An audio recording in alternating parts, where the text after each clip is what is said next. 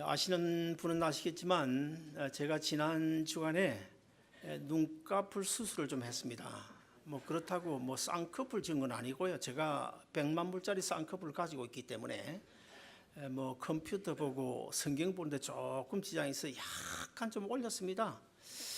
저는 있는 모습 그대로 다 내놓습니다. 우리 집에 감나무에 감이 몇 개 열리는 것도 다 이야기하잖아요. 그런데 지난 월요일 날 수술을 하는데, 아주 간단한 수술을 하는데 닥터에게 제가 물어봤습니다.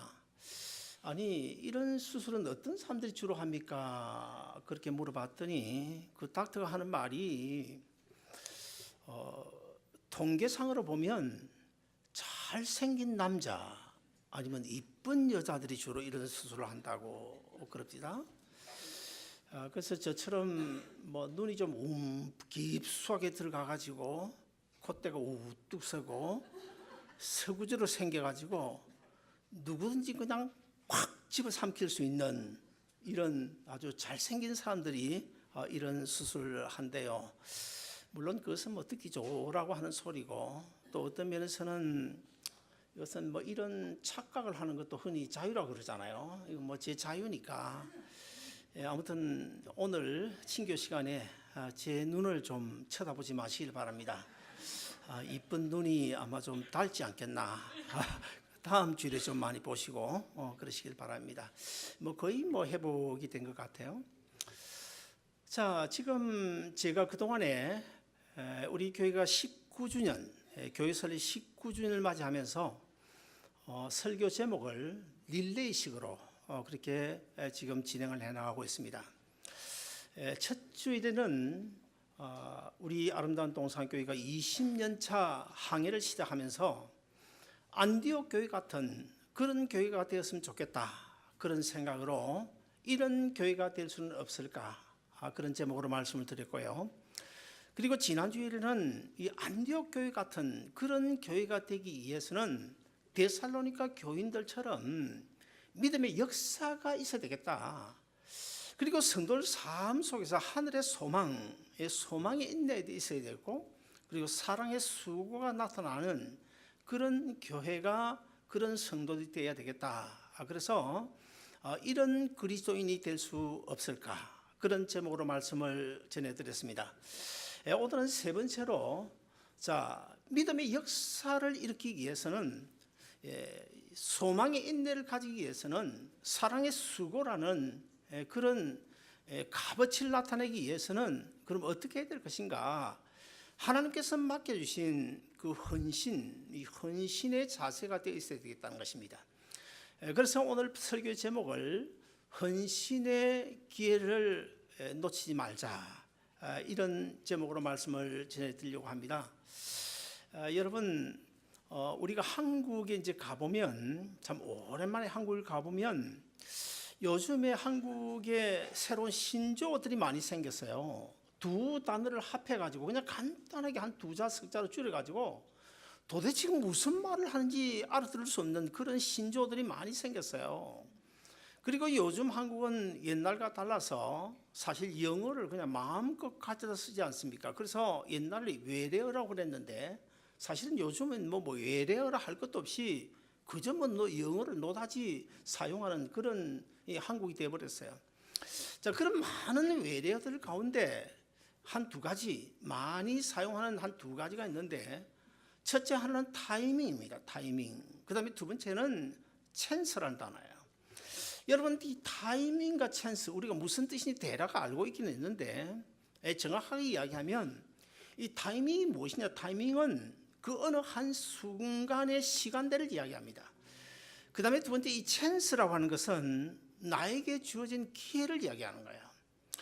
자, 그런데 우리가 주위에 많은 사람들 보면, 제 케이스도 그랬습니다만은, 이 타이밍과 찬스를 잘 살려가지고 성공한 그런 케이스들이 많이 있는가 하면, 어떤 사람은 분명 지금 났어야 될 그런 타이밍이 되었는데, 분명 지금 붙잡아야 될 그런 기회를 주셨는데도 불구하고 그 타이밍과 저로의 그 찬스를 놓쳐버리고 실패하는 그런 경우를 우리가 많이 보게 됩니다.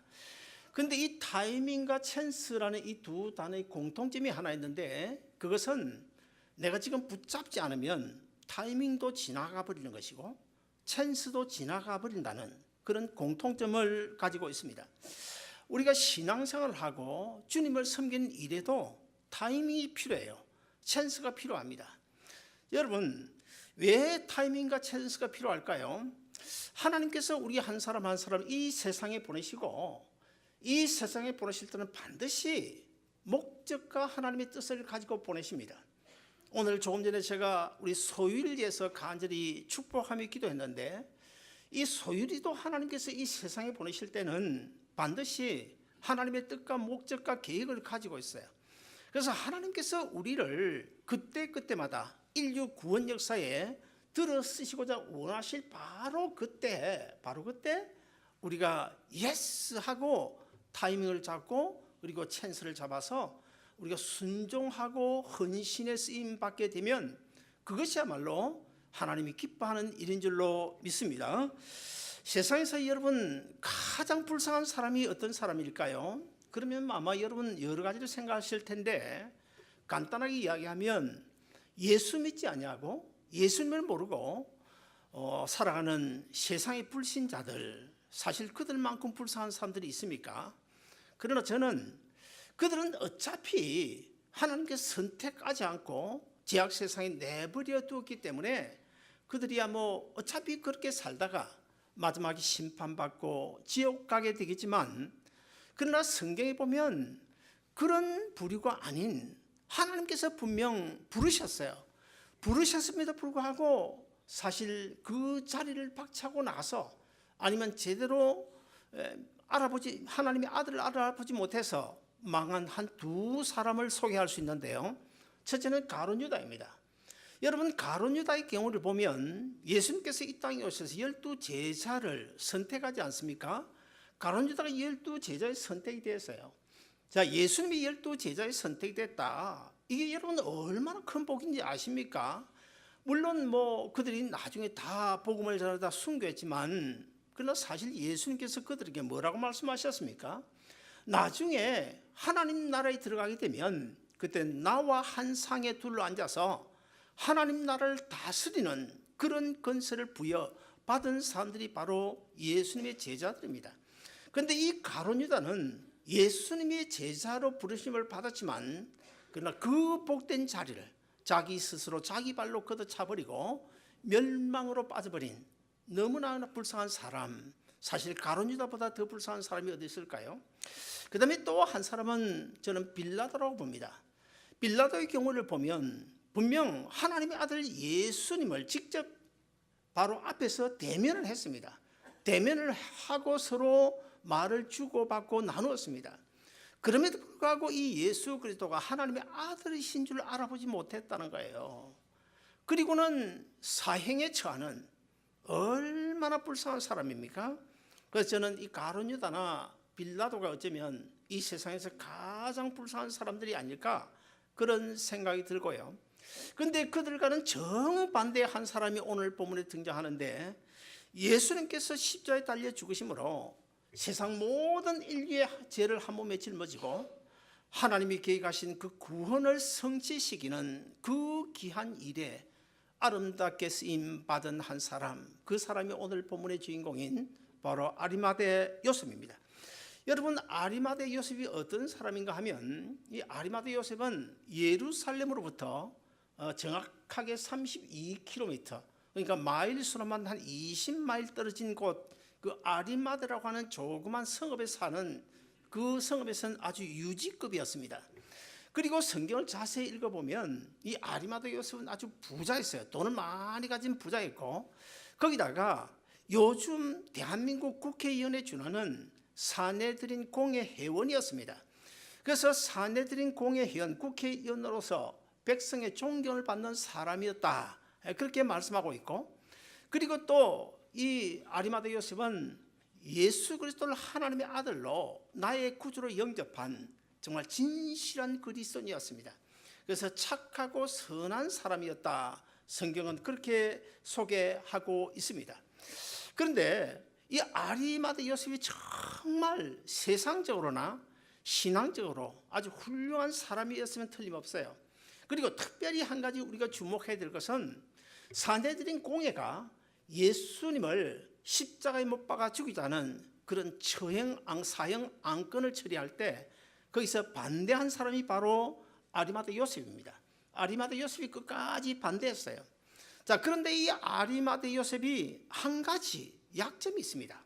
한 가지 어떤 약점이 있냐면 그렇게 신앙이 좋은 사람이고 아주 훌륭하고 착하고 선한 사람이었는데 그가 예수 그리스도 나의 구주로 영접한 그리스도인임에도 불구하고 내가 예수 믿는 사람이라고 떳떳하게 밝히지를 못하고 숨은 그리스도인으로 살아왔다는 점입니다.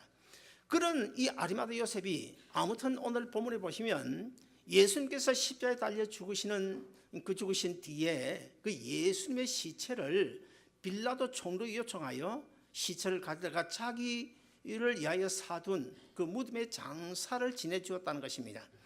사랑하는 여러분, 예수님은 금요일 오전 9시에 십자가에 달리셨습니다. 말할 수 없는 고통 가운데 6시간을 견디시다가 마지막 오후 3시, 6시간이 되는 오후 3시에 다 이루었다 말씀하시고 운명을 하십니다. 여러분, 예수님께서 마지막 다 이루었다 무슨 말입니까? 세상 모든 인류를 구원하신 하나님의 그 구원을 내가 이 십자가에 달려 죽으심으로 모든 인류의 죄를 내가 한 몸에 짊어지고 죽으심으로 성취하셨다. 이제는 성취하셨다. 다 이루었다. 그런 뜻입니다. 여러분, 십자가에 달려 이제 세상 모든 인류의 죄를 대속받는 그 구속의 아주 귀한 드라마, 그 구속의 드라마가 절정을 이루는 그때 그 순간 사실 갈보리 언덕 십자가 밑에 누가 지키고 있어야 됩니까? 당연히 예수님의 제자들이 지키고 있어야 하지 않습니까? 그런데도 불구하고 우리가 성경을 자세히 보면 사도 요한 외에는 다른 제자들은 다 어디론가 걸어마 날 살리러 도망가 버리고 말았습니다.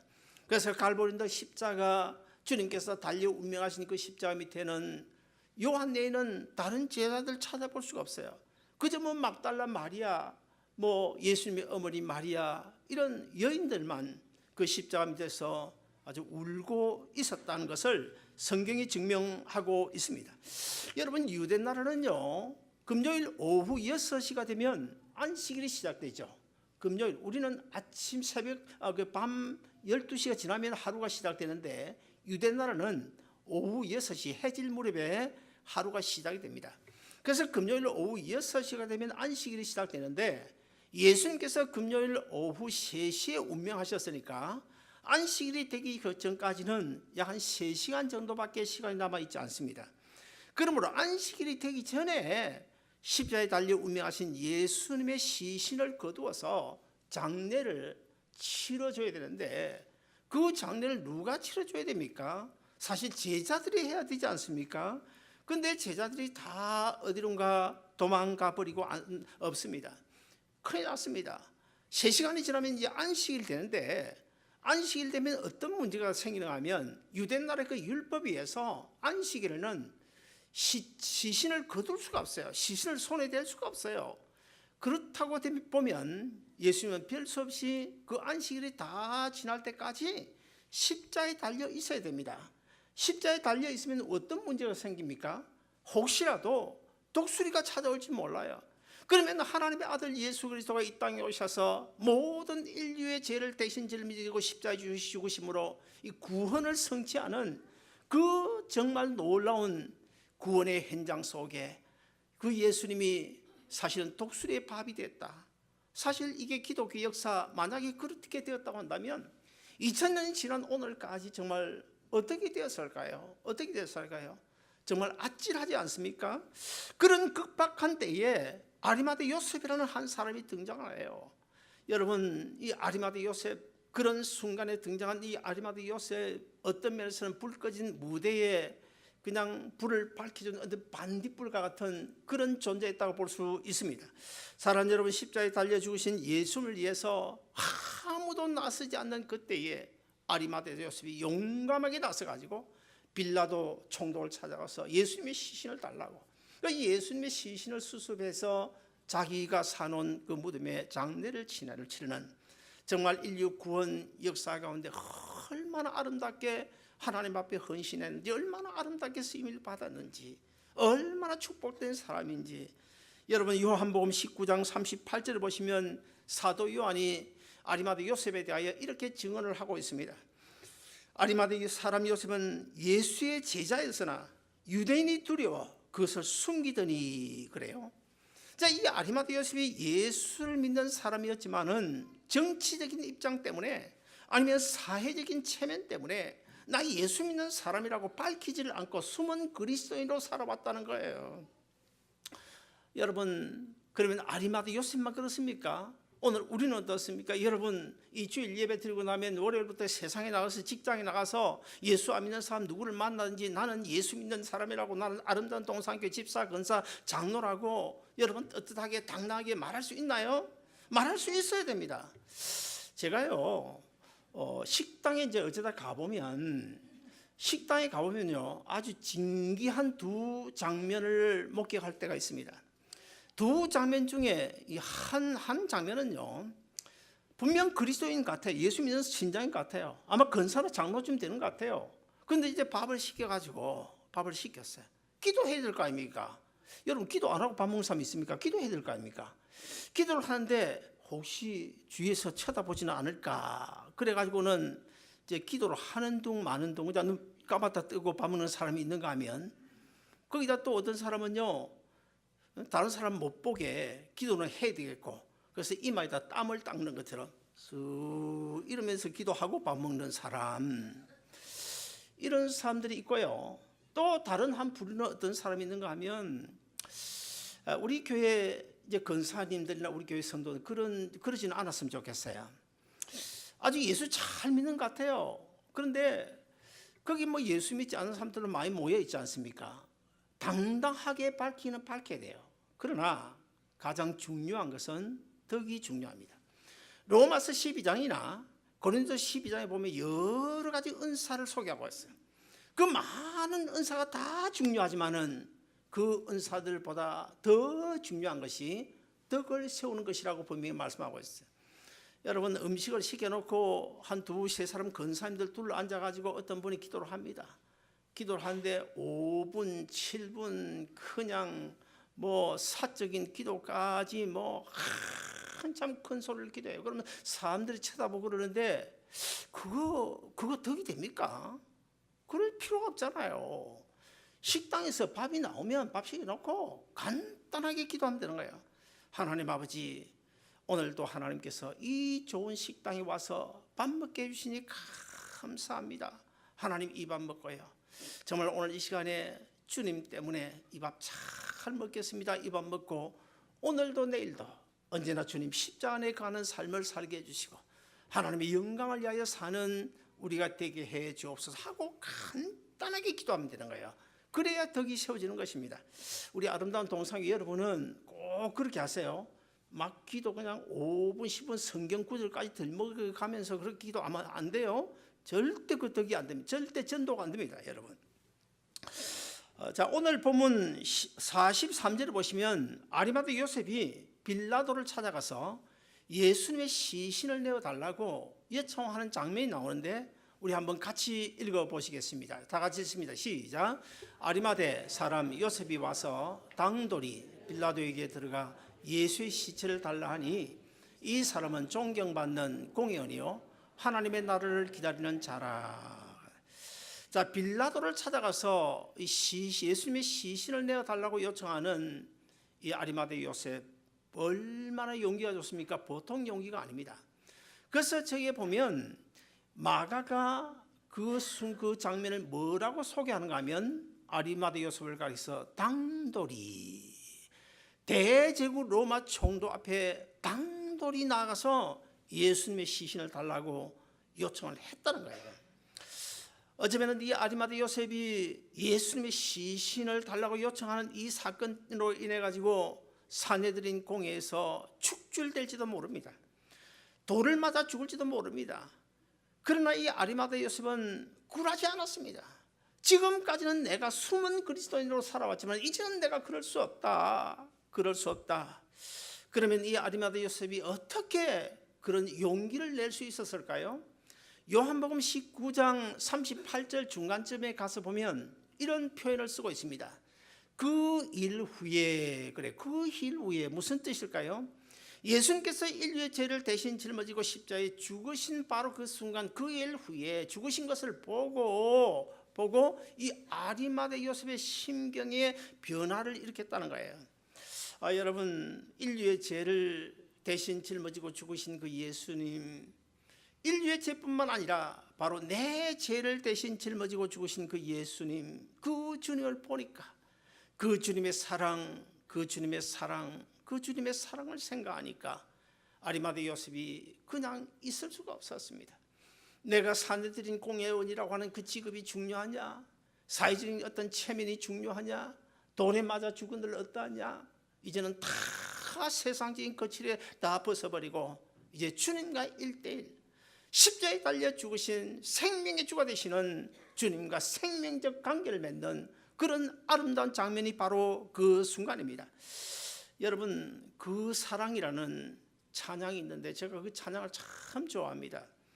자, 그 찬양 가사에 보면 상한 갈대 꺾지 않으시는, 꺼져가는 등불 끄지 않는 그 사랑, 변함없으신, 거짓 없으신, 성실하신 주님의 그 사랑. 후렴 좀 띄워주시면 좋겠네요. 자, 우리 이 시간에 이 찬양 우리가 후렴만 같이 한번 불러보실까요?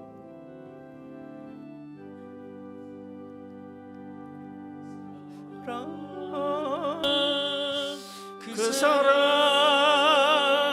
날 위해 죽으신, 날 위해 다시 사신 예수 그리스도, 다시 오실 그 사랑, 죽음도 생명도 천사도 하늘의 어떤 권세도 끊을 수 없는 영원한 그 사랑, 예수 사랑, 날 위해 죽으신, 날 위해 다시 사신 예수 그리스도, 다시 오실 그 사랑, 죽음도 생명도 천사도 하늘의 어떤 권세도 끊을 수 없는 영원한 그 사랑, 예수.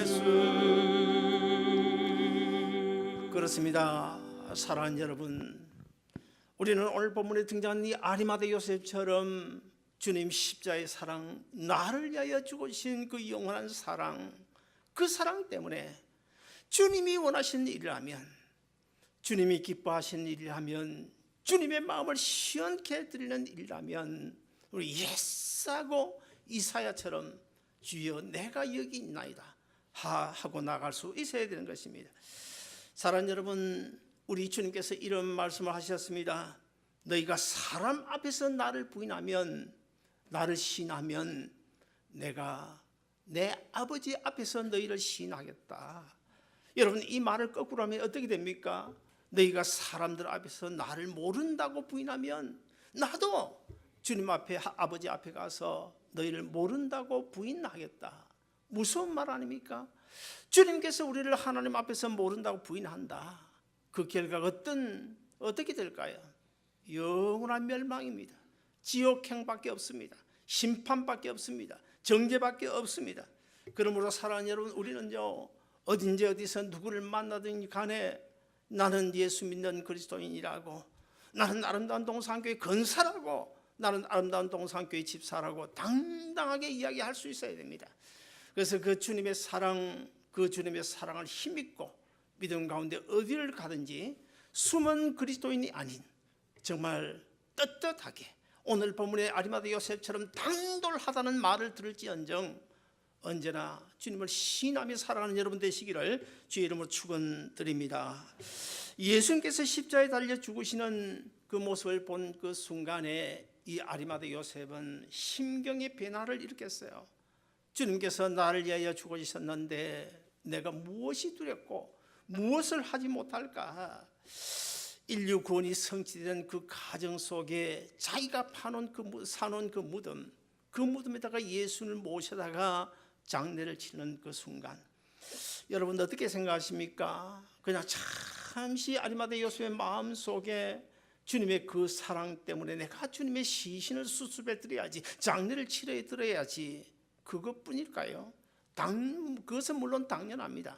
그러나 저는 이 본문을 읽는 가운데 이 아리마대 요셉을 등장시켜 빌라도에 나가서 예수님의 시신을 달라고 요청하고 자기가 사놓은 그 무덤에 예수님을 장례한 이 사건 속에는 하나님의 놀라운 구원의 진리가 숨겨져 있다고 저는 생각합니다.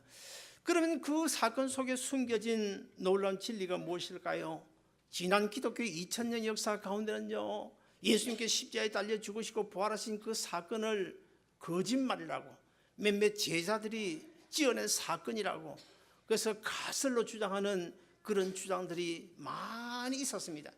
지금이야 뭐 이미 역사적인 사실로 판명이 났지만 2000년 기독교 초기 중세 시대에는 이 예수님의 십자가 부활 사건을 누군가 지어낸 가설이라고 주장한 케이스가 많이 있었습니다. 그렇다고 한다면 이 사건 속에 하나님께서 숨겨놓은 두 가지 진리가 무엇일까요? 우리 오늘 본문 44절 45절도 같이 한번 읽어보시겠습니다. 시작. 빌라도는 예수께서 벌써 죽었을까 하고 이상히 여겨 백부장을 불러 죽은 지가 오래냐 묻고 백부장에게 알아본 후에 요셉에게 시체를 내어주는지라. 두 가지가 있습니다. 첫째 하나는 예수님께서 십자가에 달려 죽으신 것이 지어낸 사건이 아니라는 사실을 로마 총독인 이 빌라도를 통해서 확인시켜 역사의 기록을 남겨 놓으시기 위하여 아리마대 요셉을 오늘 본문에 등장시켰다는 사실입니다. 사랑하는 여러분, 빌라도는 대로마 제국의 총독 아닙니까? 그뿐만 아니고 빌라도는 로마의 총독으로서 빌라도가 뭐 사형을 허가하든지 아니면 예수님 죽었다는 것을 확인한다든지 빌라도 입으로 내뱉은 말은 다 로마 역사의 기록이 되어져 있습니다. 그러므로 로마 역사에 기록되어지게 함으로써 예수님이 십자가 죽으시고 부활하신 이 사건은 거짓이 아니라는 사실을 역사적으로 남겨놓으시기 위하여 아리마대 요셉을 오늘 본문에 등장시켰다고 봅니다. 그 다음에 두 번째로는 빈 무덤을 통해서 이 부활의 첫 열매 되신 예수님을 나의 구주로 믿는 오늘 이 자리에 계신 저나 여러분이나 이 세상에서 예수 그리스도를 믿는 모든 그리스도인들도 나중에 다 구원하게 된다는 구원의 확증을 주시기 위하여 이 아리마대 요셉과 아리마대 요셉이 예비한 그 무덤을 보여주셨다는 것입니다. 사랑하는 여러분, 예수님은 죽으셨다가 3일 만에 부활하셨잖아요. 자, 그렇다고 한다면 사실 무덤이 필요 없는 것 아닙니까? 그렇잖아요. 3일 만에 부활하실 텐데 뭐 3일장을 하든지 5일장 하면 무덤이 필요 없는 것 아닙니까? 그러나 예수님이 십자가에 달려 죽으셨다가 부활하셨다는 이 부활의 증거가 되기 위해서는 반드시 무덤이 있어야 됩니다. 동시에 무덤은 없어도 안 되고 또 무덤은 있어도 안 돼요. 그러면 어떤 무덤이 있어야 될까요? 무덤은 무덤이되 무덤은 이때 빈 무덤이 있어야 된다는 거예요. 석가모니처럼 지금까지 거기에 묻혀있는 그런 무덤은 안 된다는 것입니다. 무덤은 무덤이되 빈 무덤, 비어있는 무덤, 그래서 예수님의 부활을 증거하기 위한 그런 사건으로 오늘 본문의 아리마대 요셉을 등장시킨 것입니다. 사랑하는 여러분, 오늘 본문에서 이 아리마대 요셉은요 정말 기막힌 타이밍에 하나님이 주신 그 놀라운 기회의 그 찬스를 놓치지 않냐고 불과 3시간밖에 되지 않는 그 순간에 주님 앞에 귀하게 쓰임 받음으로 하나님의 얼마나 큰 칭찬을 받으실지 아무도 모릅니다. 그래서 이 아리마대 요셉을 통하여 빌라도에게 시체를 요청하고, 그리고 예수님의 시체를 자기 무덤에 장사 지냄으로 해서 첫째는 사도신경에 사흘 만에 죽은 자 가운데 살아나시며 라는 신앙 고백을 쓰게 만들었고, 그 다음에 두 번째는 빈 무덤을 통해서 우리 예수 믿는 모든 사람도 나중에 반드시 부활하게 될 것이라는 부활의 확증을 우리에게 심어 주셨다는 것입니다. 그러므로 이 아리마대 요셉은 어떤 면에서는 하나님의 구원 역사에 하나님으로부터 특채를 받은 케이스가 아닐까, 얼마나 아름답게 헌신으로 쓰여진 자일까, 이런 생각을 해보면서 사랑하는 여러분, 우리는 어디를 가든지 예수 믿는 것을 부끄러워하지 맙시다. 우리는요, 이 아리마대 요셉의 초기처럼 숨은 그리스도인이 되지 맙시다. 그래서 어디든지 당당하게 나는 예수 믿는 성도라고, 예수님은 내 죄를 대신 짊어지고 십자가에 달려 죽으셨다고, 당신도 그 예수 믿으면 영원히 산다고 우리가 전도하고, 그래서 아리마대 요셉처럼 하나님께서 우리에게 주신 이 헌신의 기회, 이제 앞으로 한 달쯤 지나게 되면 12월 초가 되면 내년도 우리가 재직을 임명하게 됩니다. 여러분, 우리가 평생 교회 떠나들고요, 교회를 떠나들고요, 그 젊고 좋은 시절, 목소리 나근하고 그런 좋은 시절, 찬양 대원 하지 뭐 한 번 해보지 못하고 하늘나라 주님 앞에 서서 무슨 말을 할 것입니까? 유구문이 되지 않겠어요? 유구문. 이번 이때 할 말이 없는 유구문 상태. 여러분, 그렇게 우리가 서야 되겠어요? 아무쪼록 우리가 남은 인생길, 어제 새벽에 누가 죽었습니까? 그 유명한 신성일 씨가 죽었어요. 신성일 씨가 500몇십 편의 영화를 찍고 한국 역사의 영화의 산 증인이라고 해도 과언이 아닐 그 사람요. 그분이 사실 81세인데 그 가정사를 우리가 대략 알지 않습니까? 그분은요, 건강을 얼마나 챙긴지 알아요? 집에서 부부싸움, 왜 부부싸움이 일어났냐? 신성일 씨가 외도한 것 때문에 부부싸움이 일어나지 않았어요. 집에서 사소하게 부부싸움이 자주 일어났는데 그 부부싸움은 음식 문제로 일어났다는 거예요. 음식 문제로. 절대 콜라 마시면 안 된다. 우리 송장로님 죄송합니다만은 펩시는 마셔야 돼요. 펩시는. 코카콜라 안 마시면 돼요. 코카콜라 마시면 안 된다. 그리고 또 기름기 있는 고기 먹으면 안 된다. 이것 때문에 나갔다 들어오면 신성일 씨가 언제나 챙기는 것이 냉장고 문을 열어가지고 음식부터 챙겼대요. 그런데 이제 신성일 씨가 그러다가 이제 집 밖에 나가면 엄앵란 씨가 딸들 다 빨리 불러가지고 딸들이 이제 망을 가서 봅니다. 지금 어디 진짜 내려갔나? 저 밑에 아파트 옥상에 저 보다가 내려갔거든요. 그럼 얘들아 빨리 가져와. 그러면 불판하고 막 그냥 돼지고기 속이 막 가져와서 막 찢고 볶고 해가지고 그렇게 먹는다는 거예요. 그러다가 어쩌다가 이제 신성일 씨가 뭘 빠뜨리고 다시 돌아오게 되면 그 이제 발견돼가 거기서 싸움이 생긴다. 여러분, 죽기 전 작년만 해도 이 벗은 몸을 제가 봤는데 이 알통이요, 세상에 80세 되는 사람이 30세 40대. 그런데 여러분, 무슨 소용이 있습니까? 무슨 소용이 있습니까? 하나님이 가라 하면 가야 돼요. 신성일씨도 가야 되고, 뭐 트럼프도 언젠가는 가라면 가야 돼요. 아무쪼록 우리의 남은 인생길이 과연 얼마나 될까? 아무도 모르잖아요. 아무도 모르잖아요.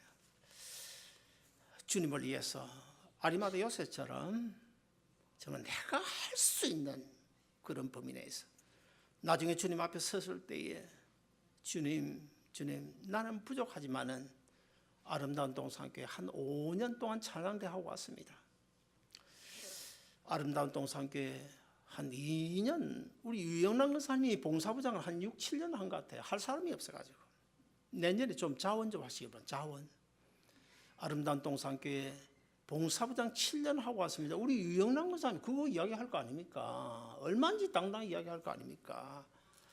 잘했다 착하고 충성된 종아 칭찬받는 우리 모두 다 되시기를 주님의 이름으로 축원드립니다.